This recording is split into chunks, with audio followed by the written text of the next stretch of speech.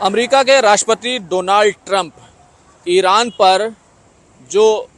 America ने हमला किया था उसके कारण अब फंस गए हैं और दूसरी तरफ जो बेंजामिन नेतन्याहू हैं वो भी अब फ़लस्तीन पर हमला करके फंस गए हैं।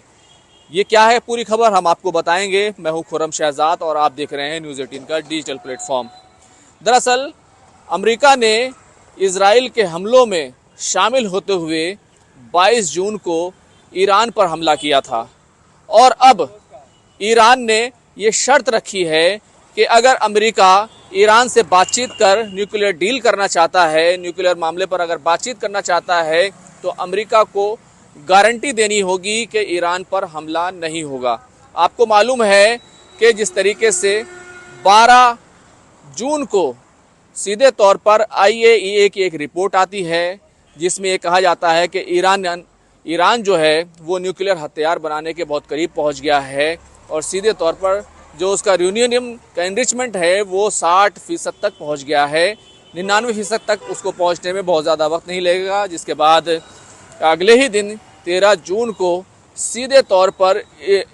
जो इजराइल है वो ईरान पर हमला बोल देता है और न्यूक्लियर साइट्स को निशाना बनाता है, न्यूक्लियर साइंटिस्ट को निशाना बनाता है, फौजी जो ऑफिसर्स हैं उनको निशाना बनाता है और उसके बाद 22 जून को अमेरिका की भी एंट्री होती है और अमेरिका ईरान के न्यूक्लियर साइट्स पर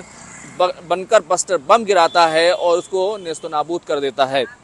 अब जो खबरें आ रही हैं वो सीधे तौर पर ये हैं कि ईरान ने अमेरिका के साथ ये कहा है कि वो बातचीत करना चाहता है, लेकिन उसके लिए बस शर्त ये है कि अमेरिका इस बात की गारंटी दे कि ईरान पर हमला नहीं होगा। दूसरी तरफ जो नुकसान को लेकर खबरें हैं कि ईरान का न्यूक्लियर कितना नुकसान हुआ। अब जो ईरान के राष्ट्रपति हैं मसूद पेज़ेश्कियान, उनकी तरफ से बयान आया है कि अभी तक कितनी तबाही हुई, कितना नुकसान हुआ, उसको लेकर हम ये जांच नहीं कर पाए हैं कि आखिर कितना नुकसान हुआ, क्योंकि हम वहाँ तक पहुँच ही नहीं पाए हैं और अभी भी वहाँ पर न्यूक्लियर जो रेडिएशन है उसके फैलने का खतरा जो है वो सीधे तौर पर बना हुआ है। तो कुल मिलाकर ये तो तय है कि ईरान का बहुत भारी नुकसान हो चुका है, लेकिन साथ ही साथ ईरान के जो विदेश मंत्री हैं अराग़ची, वो साफ तौर पर ये कह रहे हैं कि हम अमेरिका के साथ बातचीत तो कर लेंगे लेकिन हमें गारंटी यही चाहिए कि अमेरिका हम पर हमला नहीं करेगा। अब दूसरी तरफ जैसे मैंने आपसे कहा था कि इजराइल भी जो गाज़ा पर उसने हमला किया, अब उसको लेकर अमेरिकी राष्ट्रपति की एक तरफ ये चाहत ये है कि उनको नोबेल का शांति पुरस्कार मिले। ऐसे में अमेरिका नहीं चाहता कि इजराइल और हमास के बीच और गाज़ा के बीच जो लगातार जंग चल रही है वो आगे भी कंटिन्यू रहे, बल्कि अमेरिका ये चाहता है कि यहाँ पर सीज़ फायर हो जाए और 60 दिनों के सीज़ फायर को लेकर कुछ बैठकें भी हुई हैं। दोहा में जो इनडायरेक्ट बैठकें हुई थी हमास और इजराइल के बीच, हालांकि वो कामयाब नहीं हुई, लेकिन अमेरिकी राष्ट्रपति ने सीधे तौर पर ये उम्मीद जताई है कि जल्द ही दोनों के बीच जो है वो कोई शांति समझौता और सीज़ फायर जो है वो सीधे तौर पर हो जाएगा। लेकिन अब हमास की तरफ से जिस तरह की एक शर्त रखी जा रही है कि हमास ये चाहता है कि एक तो ये कि कैसे बंदूकों को छोड़ा जाएगा, उन तमाम मसलों पर बातचीत होगी, कैसे सीज़ फायर जो है वो कंटिन्यू आगे तक हो जाए, परमानेंट हो जाए, उसको लेकर बातचीत हो और ये गारंटी दी जाए कि इजराइल जो है अब दोबारा से हमला नहीं करेगा। ये तमाम बातें जो की जा रही हैं, इसी के साथ साथ रसद कैसे, जो वहाँ पर राहत का जो काम है, जो एड का काम है वो कैसे होगा, इन तमाम चीज़ों पर बातचीत जो है वो की जा रही है। हमास ने ये पेशकश भी की है कि वो 10 बंदूकों को छोड़ देगा और उसके बदले में कुछ नहीं लेगा, लेकिन आपको मालूम है कि दोनों के बीच अब ये जो शराइत का मसला आ गया है, क्योंकि देखिए कूटनीति जो होती है, कूटनीति यही है कि आप कैसे जो है तमाम लोगों को तैयार करते हैं कि कूटनीति के तहत जो है अपनी शर्तें मनवाते हैं, ये कूटनीति का पहलू है। और जिस तरीके से आपको मालूम है कि जिस तरीके से ईरान ने ये ऐलान किया था कि वो IAEA के साथ सहयोग नहीं करेगा, उसके तमाम जो पर्यवेक्षक थे, उसके तमाम जो निगरानी करने वाले लोग थे, उन सबको अधिकारियों को उसने बाहर निकाल दिया था और सीधे तौर पर यह कहा था कि क्योंकि IAEA ने जब ईरान पर हमला हुआ तो उसकी न्यूक्लियर साइट्स को बचाने के लिए कुछ भी नहीं किया। हालांकि अगर रशिया की तरफ से जब यूक्रेन पर हमला हुआ था तो IAEA की तरफ से बयान आया था कि रशिया जो है वो आग से खेल रहा है, लेकिन ईरान के मामले में उसकी कोई खास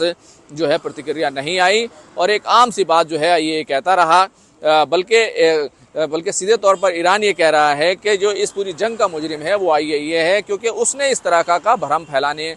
में जो है की जो है कोशिश की, ऐसी रिपोर्ट लेकर आए। और जो IAEA के चीफ हैं राफेल ग्रासी, वो दरअसल इस पूरे मामले में मुजरिम हैं और इसको लेकर जो ईरान के विदेश मंत्री हैं इराक़ची, वो लगातार जो है उन पर हमला बोलते रहे हैं। तो कुल मिलाकर अगर कहें तो एक तरफ अमेरिका ने ईरान पर हमला किया, अब ये शर्त वापस आ रही है कि आप दोबारा से हमला नहीं करेंगे,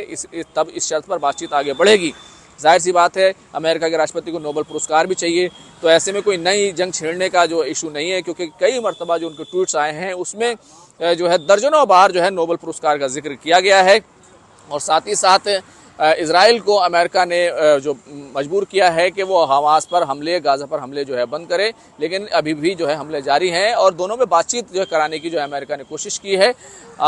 लेकिन जो इजराइल का अड़ियल रवैया है वो एक बड़ा इसमें चैलेंज है, क्योंकि इजराइल कभी भी 2 स्टेट सोल्यूशन मानने के लिए तैयार नहीं है। अभी भी जब बेंजामिन नेतन्याहू और डोनाल्ड ट्रंप की मुलाकात हुई, उसके बाद सीधे तौर पर डोनाल्ड ट्रंप से जब 2 स्टेट सोल्यूशन की बात की गई तो उन्होंने कहा कि उन्हें इसके बारे में नहीं पता है। बेंजामिन नेतन्याहू ने डोनाल्ड ट्रंप से कहा था कि अगर वहाँ पर फ़लस्तीनी स्टेट बनता है तो वो इजरायली स्टेट के लिए खतरा होगा और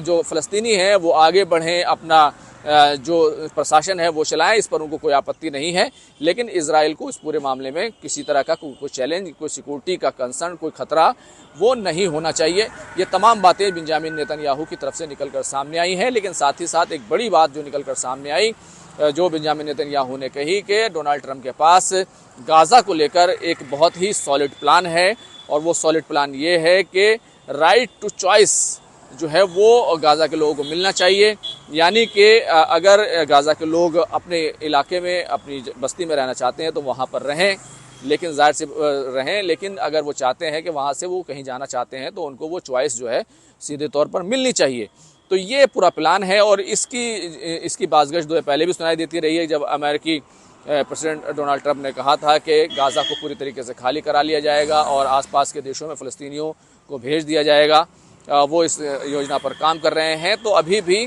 जो सीधे तौर पर अमेरिका और इजराइल चाहते हैं कि एक ऐसा मंसूबा निकल कर सामने आए कि गाज़ा पूरी तरीके से खाली हो जाए और उस पर इजराइल का, क्योंकि पहले से ही जो है कब्ज़ा है, एक तरीके से ना चाहिए कंट्रोल पहले से ही है, क्योंकि फ़लस्तीन जो है कोई देश नहीं है, वो तो एक किस्म की अथॉरिटी है, वो थोड़ा मोड़ा प्रशासन चलाते हैं, उनके पास ना मिलिट्री है, ना फोर्स है, ना इंटेलिजेंस है, बस एक हमास नाम का और कुछ दूसरे ग्रुप्स हैं जो मिलिटेंट ग्रुप्स हैं और सीधे तौर पर वो जो है गाज़ा को लेकर उसकी आज़ादी की लड़ाई लड़ने की बात ज़रूर करते हैं। लेकिन अमेरिका और इजराइल इस बात पर ज़रूर काम कर रहे हैं कि फ़लस्तीनी किसी तरीके से राज़ी हो जाएं कि वो यहाँ से अपने इलाका छोड़ दें और यहाँ पर इजराइल का पूरे तरीके से कंट्रोल हो जाए। क्योंकि अगर इस बात को इजराइल ये समझता है कि अगर फ़लस्तीनी को स्टेट कायम होता है तो उसकी अपनी आर्मी होगी, अपनी इंटेलिजेंस होगी और दूसरे तमाम जो है डिप्लोमेटिक्स जो इंस्टीट्यूशंस हैं वो तमाम चीज़ें होंगी और उससे इजराइल को कहीं ना कहीं खतरा होगा। क्योंकि इजराइल जो बना है वो पूरा फ़लस्तीनी ज़मीन पर बना है, फ़लस्तीन पर कब्ज़ा करके बना है। और जब इजराइल जब बना था उस वक्त बहुत छोटा सा हिस्सा उसके पास था, लेकिन 1967 की जो जंग हुई उसके बाद से इजराइल का जो ज़मीन पर कब्ज़ा है वो बहुत ज़्यादा बढ़ गया है। तो फ़लस्तीनी हमेशा ये चाहेंगे कि इजराइल से अपनी ज़मीन छुड़ा लें। तो ऐसे में जो है इजराइल नहीं चाहता कि वहाँ पर कोई फ़लस्तीनी स्टेट बने, लेकिन पूरी दुनिया ये मान चुकी है, चाहे यूरोपियन कंट्रीज़ हो, चाहे फ्रांस हो, चाहे फिर ब्रिटेन हो, सभी लोग ये मान चुके हैं कि इस समस्या का, इस संकट का और ये जो बहरान चल रहा है फ़लस्तीन और इजराइल के बीच जो टकराव चल रहा है, इसका हल सिर्फ ये है कि दोनों अलग अलग देश बन जाएं और दोनों जो है आराम से शांति के साथ रहें। खुर्रम शहजाद, न्यूज़ 18 दिल्ली। मुझे ज़रूर बताइएगा कि आपको खबर कैसी लगी, जानकारी कैसी लगी और जिस तरीके की शर्तें ईरान ने अमेरिका के सामने रखी हैं कि वो गारंटी दे क्या आगे उस पर हमला नहीं होगा, क्या ये शर्त रखना सही है, क्या इसी की बुनियाद पर बातचीत आगे बढ़नी चाहिए। और जिस तरीके से हमास भी ये शर्त रख रहा है कि कोई ऐसा रास्ता निकाला जाए कि परमानेंट सलूशन हो और इजराइल जो है वो गाज़ा पर हमले बंद करे, ज़मीन खाली करे, या इस तरह की तमाम शर्तें रखना जो है वो ठीक है। आप लोग अपनी राय दीजिएगा।